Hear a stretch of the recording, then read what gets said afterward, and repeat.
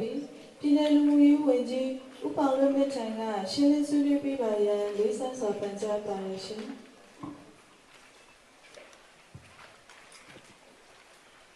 Hello မင်္ဂလာပါကျွန်တော်ရှင်ပြည်နယ်ဆိုရဖွဲ့လူမှုဝန်ကြီးရဲ့ခွဲအောင်မှာရှိတဲ့ဌာနဆိုင်ရာများနဲ့ပတ်သက်ပြီးတော့ဆောင်ရွက်ချက်တွေတင်ပြလိုတာဖြစ်ပါတယ်ကျွန်တော်မြန်မာနိုင်ငံအစိုးရ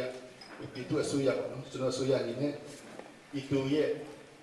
အကြီးကြီးတဲ့လိုအပ်ချက်တွေကိုအခြေခံပြီးတော့သူရဲ့criteria နဲ့ညီချင်းမညီချင်းပေါ်မှာမရွေးချက်ပဲနဲ့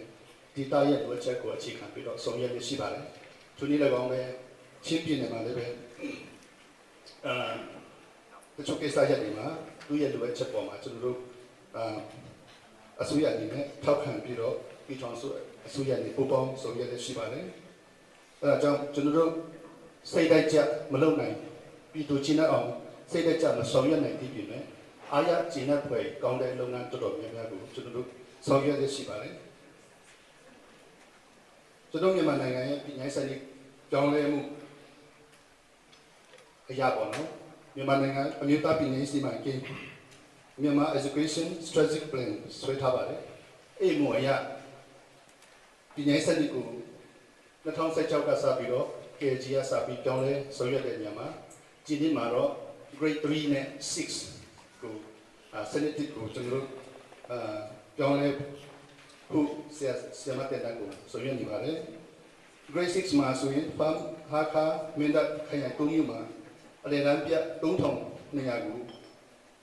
တက်ရောက်ပြီးတော့တင်တန်းပူချနိုင်ခဲ့ပါတယ်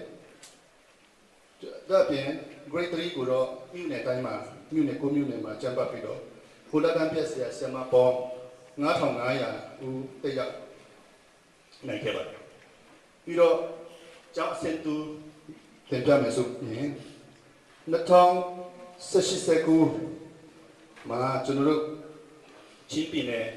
ကျွမ်းမှာကျောင်းပေါင်း360ကျောင်းကိုအဆင့်2ခဲ့ပါတယ်ဆရာမခန့်ထားလုပ်ထားကြည့်မယ်ဆိုရင်ဒီလက်ရှိအခြေအနေမှာ9352ဦးရှိပါတယ်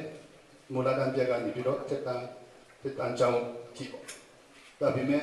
လိုအပ်ချက်မပြည့်စုံသေးပါဘူးပြီးတော့ဒီဆောက်လုပ်ငန်းမှာတင်ပြမယ်ဆိုရင်ကျောင်းပေါင်း134ကျောင်းကိုဆောက်လုပ်နေဆဲဖြစ်ပါတယ်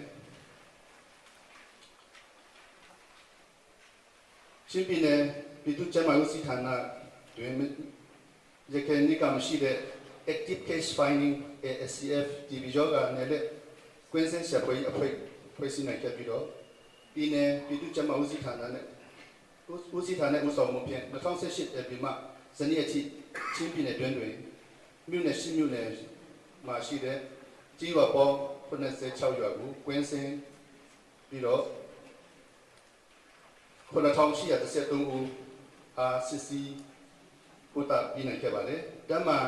အနေနဲ့9898ခုတမန်ချက်ပြီးတလိပ်ကို900ဦးကို906ဦးကိုစစ်စီပြီးနိုင်ခဲ့ပါတယ်။ပို့တွေ့တာက7ဦးရှိပြီးတော့စုစုပေါင်းလူနာ138ဦးကို TB စီအခါမဲ့တိုင်ကျွေးကိုတာနိုင်ခဲ့ပါတယ်။ဒါပြင်သွေးတူးစီးချိုယောဂများကိုစတဲ့ကုတာပြီးအနာကြီးယောဂဆက်ဖွဲ့စစ်စီချင်း TB လူနာများ HIV ယောဂပူရှိမရှိခါမဲ့စတဲ့ပြီးချင်းများကိုလည်းပဲအထက်ပါရွာ96ရွာမှာ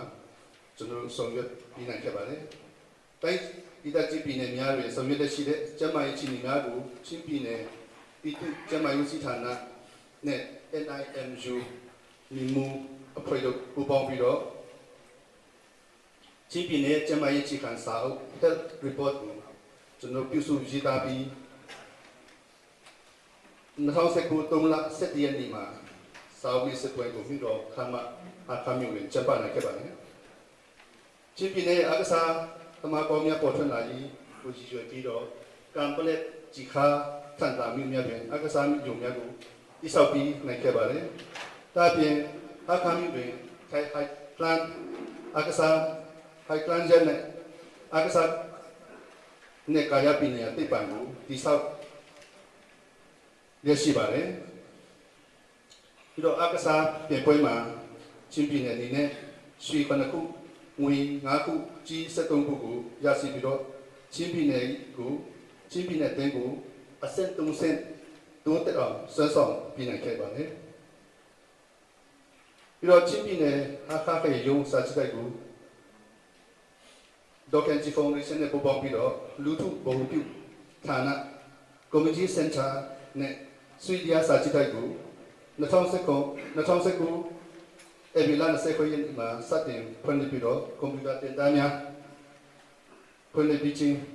ဆွေဒီယာစာချိတိုက် mobile library ဖြင့်နယ်လက်စာအုပ်ငါးရမ်းပေးချင်းဆောင်ရွက်ခဲ့ပါတယ်ချင်းပြည်နယ်ကျောင်းသူကျောင်းသားများကလေးများနဲ့ဖွံ့ဖြိုးလာစေရန်မြို့နယ်များတွင်ပုံပြောက်ပြဲပွဲအပြည့်ရွက်ပြဲပွဲစီးအောင်ချေပြဲပွဲပချီပြဲပွဲစစ်ခုခောက်အကျုပ်ပြဲပွဲ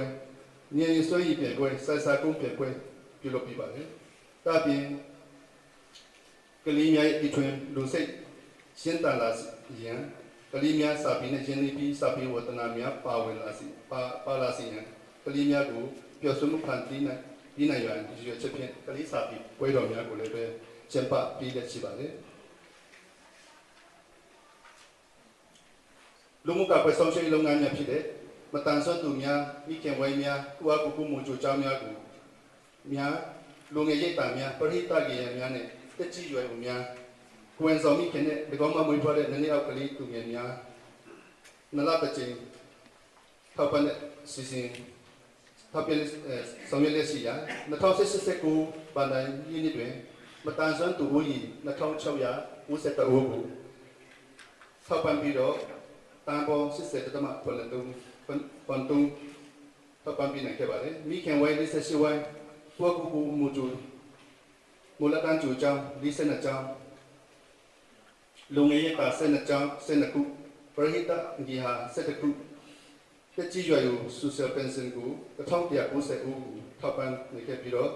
ကိုဝန်ဆောင်မိခင်နဲ့၎င်းမှမွေးဖွားတဲ့ကလေးတစ်နှစ်ယောက်ထောက်ပံ့တဲ့အစီအစဉ် MCCT အစီအစဉ်ရ7ကြိမ်မြောက်အထိ35,203ဦးကိုထောက်ပံ့ပြီးရှိပါတယ်ဒါပြင်ကျွန်တော်တို့ချင်းပြည်နယ်မှာတိုင်းသားရဝန်ကြီးဌာနတဲ့အောက်မှာရှိတဲ့တိုင်းသားအခွင့်အရေးများနဲ့ပြည်ခွင့်အရေးများဆိုင်ရာဦးစီးဌာနနဲ့တိုင်းသားစာပေနဲ့ယဉ်ကျေးမှုဦးစီးဌာနတစ်ခုကိုဖွင့်လှစ်နိုင်ပြီးတော့တိုင်းသားအခွင့်အရေးများဆိုင်ရာပြည်နယ်ဟောပြောပွဲဥပဒေစင်းလင်းခြင်းနဲ့တိုင်းသားကြီးအခြေခံအချက်များကောက်ယူခြင်းလုပ်ငန်းများကိုတိုင်းသားလူမျိုးများနဲ့အခွင့်အရေးကာကွယ်ဆောင်ရှောက်ရေးဥပဒေအရခွင့်ရပိုင်ခွင့်များဆောင်ရွက်ပြီးဆောင်ရွက်လက်ရှိပြီးတော့တင်သားများဖွင့်လှစ်ကြောင်းတင်ပြလိုပါတယ်ဒီအချက်လက်တွေနဲ့ပတ်သက်ပြီးတော့မီဒီယာများအနေနဲ့ရယူခြင်းနာမည်မရှင်းလင်းများရှိပါကဆက်လက်မြင်နိုင်တယ်လို့ဒိတ်တာများကိုလည်းကျွန်တော်စီမှာလာရောက်ယူ copy ပို့လို့ရပါတယ်ဆိုတဲ့အကြောင်းတင်ပြရတဲ့ဒီကိုချက်ပါကျေးဇူးတင်ပါတယ်